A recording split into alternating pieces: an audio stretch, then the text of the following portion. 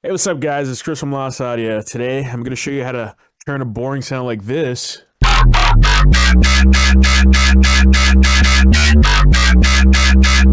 into a gigantic color-based sound like this.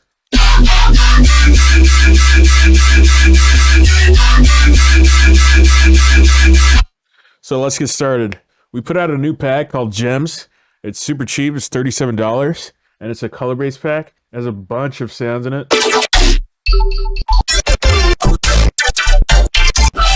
So yeah, go check that out. Let's dive into this rack. Okay, so the sound that I have is a super simple phase planet sound. It's just one of my samples that I put into Wavetable, and I just have some like overdrive and stuff and some comb filter to make it a little wide. It doesn't really matter that much. You can turn all this stuff off and it will probably sound the same still. But it's just to give it some more character, you know? And if you guys haven't already heard, the Melodic plugins are just a gigantic toolkit. The main beef comes from MMorph, but don't worry, there's another variation that uses the stock Ableton vocoder. It's not as good because MMorph is spectral, so it tracks the frequencies better, but it's still pretty decent in my opinion. So let me turn all this stuff off so you can hear what it sounds like. I'm using the robot vocoder preset, and out of the box, it already sounds perfect. So what I'm doing is I'm grabbing a saw. It's just a regular saw. I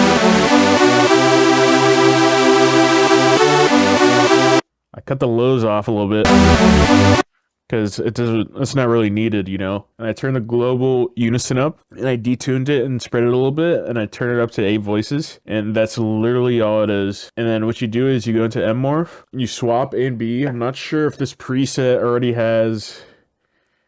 It doesn't swap A and B, so I already went ahead and did this for you, and I set it up in this rack, and I put all the macros and stuff. It's super easy to like manage through because there's a bunch of settings.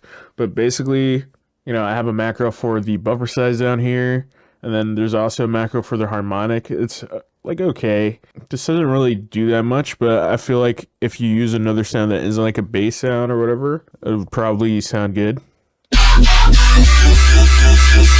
Format shift in this is really good sounding. It sounds like this.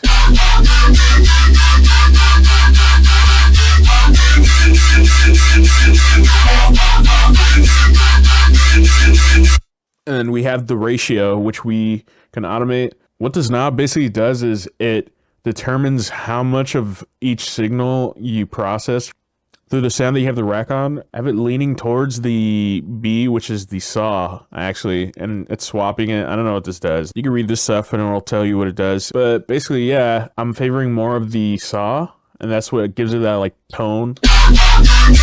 Like it sounds a little more saw-y. And then I'm putting OTT and raising the volume a bunch and mixing the amount. And then I'm splitting up the sub and the mid with the channels inside the audio rack. And I'm processing it, so I'm just cutting it off, and then I have this little ring modded erosion, and then I have a saturator to make it a little more like colorful, and then I'm just cutting it off again because it has some lows from the ring mod that I was adding. And then at the end of the chain I have a saturator, and I have an ambassador to make the bass thicker.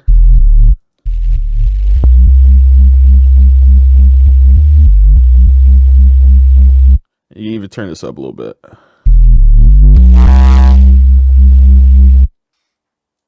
And then at the end of the chain, I have an EQ for you to EQ the sound that you're working on, in case it needs more mids or has an annoying frequency. A saturator, which is just clipping it. It's doing digital clipping, no color, because you don't want to change the color of the sound too much. You can turn it on if you want, but it'll color the sound. And that's basically pretty much it. It's not as good because it's not spectral like MMorph, but it does the job pretty well. With it on, it sounds like this.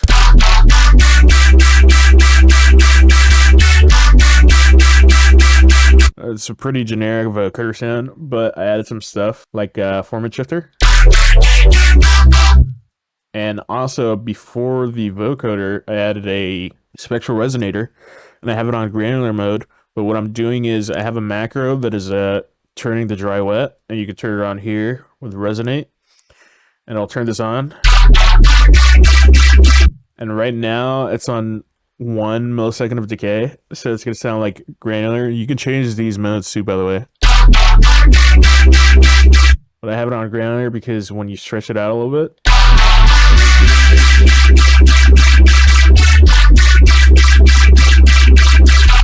it sounds cool. But you can turn it up like halfway.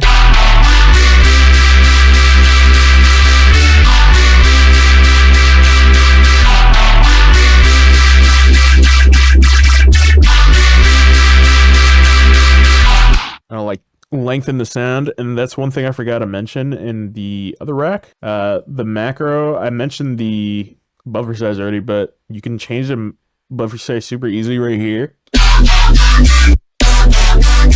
And it changes the sound a lot. And if you put it up all the way, like smears it.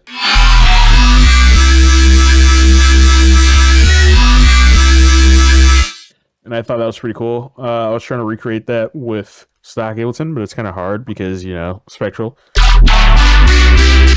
So this is as close as I could get. But it's super standard. It's just the same thing.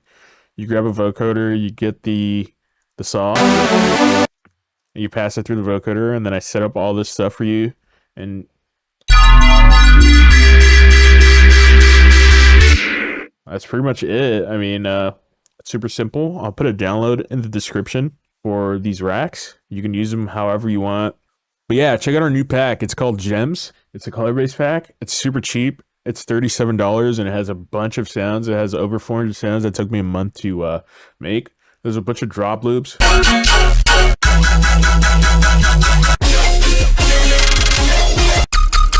A bunch of drum loops, and a bunch of drum sounds that I made.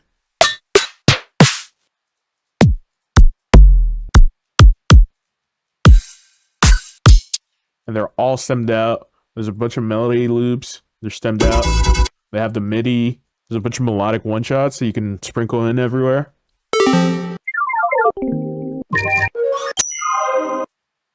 There's a bunch of effects. There's a bunch of bass glitches. And that's pretty much it. I'll play this little drop that I made with the pack and with the sound. I'll see you next time.